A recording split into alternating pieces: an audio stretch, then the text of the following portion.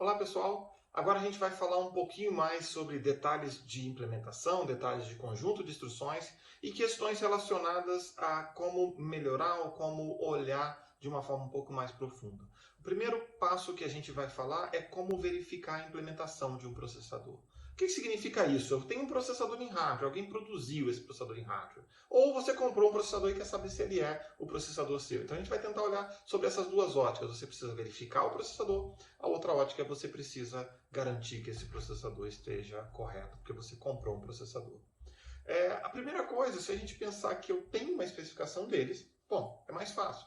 Roda instrução por instrução, algumas configurações bem simples, de instrução por instrução, execute e verifique o comportamento. É importante lembrar que instruções têm efeitos colaterais, desejados ou não, mas você precisa verificar se ele está funcionando. Por exemplo, eu mandei escrever no R5 e de repente ele escreveu no R7, não era para escrever no R7, isso é um erro, então significa que se eu olhar só o R5 eu não consigo detectar isso. Tá? A gente precisa olhar nesse cenário. Além disso, a gente precisa pensar claramente o que fazer com as instruções não especificadas. A gente precisa olhar as instruções não especificadas. Como assim instruções não especificadas? Isso quer dizer, meu processador tem que falhar quando eu executo uma instrução que não é uma instrução que está no instruction set dele. E não necessariamente isso vai acontecer. Bom, vamos tentar olhar o que a gente vai fazer agora, certo? A gente precisa decodificar e tentar detectar instruções que são ditas desconhecidas, quer dizer, instruções não especificadas, certo? O que significa? Toda instrução desconhecida deveria gerar um trap, quer dizer, gerar uma exceção de instrução não conhecida, unknown instruction.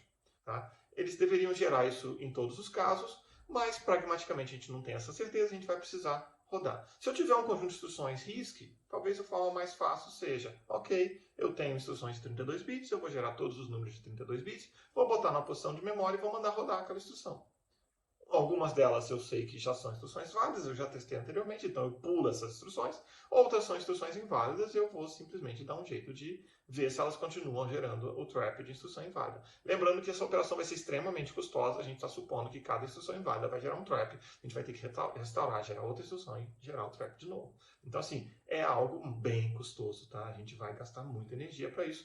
A gente não precisa gerar todas as configurações de registradores, mas lembrando que se é uma instrução inválida, você teoricamente não sabe nem o formato dela, né? Então, como é que você sabe que ali tem um registrador? Então, você precisa ser um pouquinho mais esperto ali, mas não necessariamente você vai ter algum ganho de desempenho nesse aspecto, uma vez que você não sabe se tem campo de registradores ou não. Então, você poderia pular variações de imediato registradores a partir do momento que você descobre que aquilo ali é um imediato registrador. Mas, antes disso, você não consegue fazer muitas coisas, tá? O que você faz para cada instrução que você decodificou e não gerou o trap? Pega o que estava o estado dos registradores antes, o estado depois e vira e fala, olha, essa instrução fez essa coisa, fez essa modificação no meu sistema. Eu não sei o que é, vou inspecionar depois, mas ela fez essa modificação no meu sistema. Tá? Para instruções de tamanho variável, a coisa começa a ficar muito mais complicada, certo? Porque o que acontece? O tamanho da instrução de x86 vai de 1 até 16 bytes. E se a gente pensar em 2 elevado a 128, é muito grande para testar individualmente, certo? Felizmente, a gente pode começar a olhar que o formato de x86 ele é bem mais... ele é regularmente irregular. Quer dizer, eu não preciso chegar lá na 16º byte para isso. Mas eu preciso descobrir algumas coisas. Novamente, eu posso tentar saltar imediatos ou outros registradores. Tá? E aí tem um artigo muito interessante, que é esse Breaking the x86 Instruction Set, do Christopher Thomas, na Black Hat 2017. Tem um link para o vídeo aqui embaixo.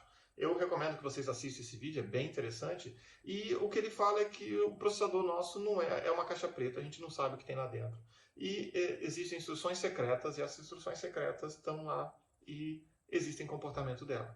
E ele fez um software, no fundo, ele criou um software chamado SandSifter, e esse software, esse conjunto de software, trabalha para decodificar essas instruções, descobrir quais são as instruções não especificadas que estão dentro do seu processador.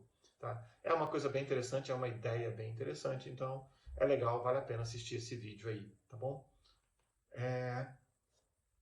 Outra coisa importante é que se eu quiser testar a instrução x86, eu tenho múltiplos decodificadores x86 e não necessariamente eles concordam com as instruções. Então, assim, o conjunto de instruções é tão complexo que eu não tenho um golden model, quer dizer, eu não tenho um decodificador padrão, certo? Se a gente pensar em instruções documentadas, eu poderia virar e falar, vou executar as instruções no QEMU e vou comparar os resultados. Quer dizer, eu vou tentar olhar nisso. E eu estou supondo que o QEMU é meu Golden Model, mas lembra que o QEMU foi implementado olhando o x86, então não necessariamente ele é um Golden Model, tá? Mas eu estou supondo isso, então eu vou rodar. Para as instruções que não forem documentadas, a gente já falou, né? O que eu vou fazer? Eu vou pegar os registradores antes, status antes, registradores depois, status depois, e vou tentar olhar e descobrir o que aconteceu. Certo? Lembrando que uma instrução não documentada é uma instrução que eu mandei executar, não deveria ser decodificada, deveria gerar um trap de instrução inválida, mas não gerou. Esse é o caso de uma instrução não documentada, tá bom? O que você faz no processador? Gera um trap de instrução inválida. O que você faz no simulador? Avisa que tem uma instrução inválida. Normalmente isso é motivo para você parar a sua execução. Bom, então, achou uma instrução inválida, é motivo para parar o seu processo, é motivo para parar a execução do seu programa. O que pode ter acontecido? Você fez um salto para o endereço inválido e está tentando rodar algum dado. Tá? Essa que é a ideia geral. Bom, como é que a gente vai descobrir então? E aí, naquele artigo da Black Hat, eles têm uma metodologia e o software dele que tenta descobrir o tamanho da instrução, e depois que ele descobre o tamanho da instrução, fica fácil você mandar executar. A ideia geral é, a gente vai descobrir o tamanho da instrução, tenta supor que a instrução é de 1 byte, e depois você vai explorando. Se ela não é de 1 byte, vamos para 2 bytes, para 3 bytes, para 4 bytes. Tá? Não é necessário explorar múltiplos registradores, porque na hora que você descobre o formato, você está supondo que ele é condizente. No caso da Intel tem um mod RM, alguma coisa assim. Então você está supondo que aquela instrução cabe num certo formato. Então, necessariamente, você não precisa explorar múltiplos registradores. Tá?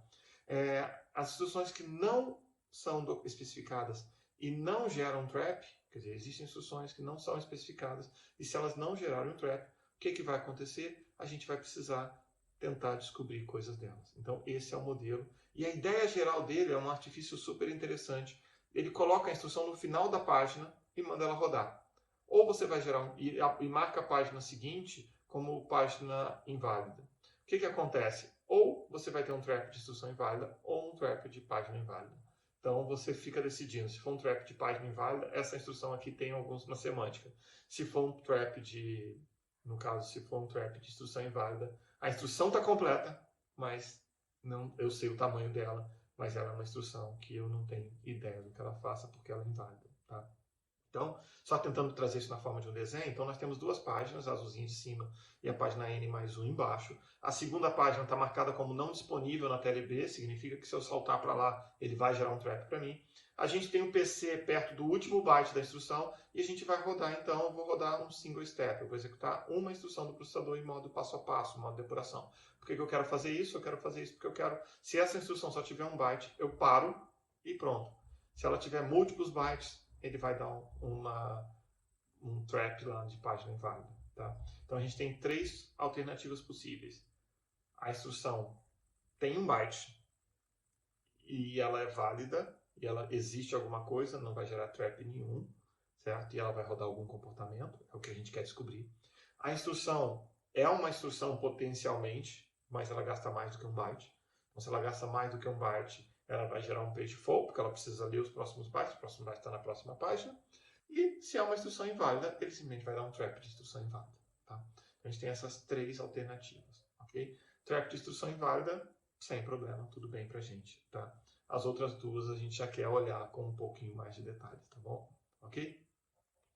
Bom, então a gente faz isso, rodou, e se o PC passou para a próxima ali, ele vai gerar ou uma instrução inválida ou um page fault, ou vai executar algum comportamento.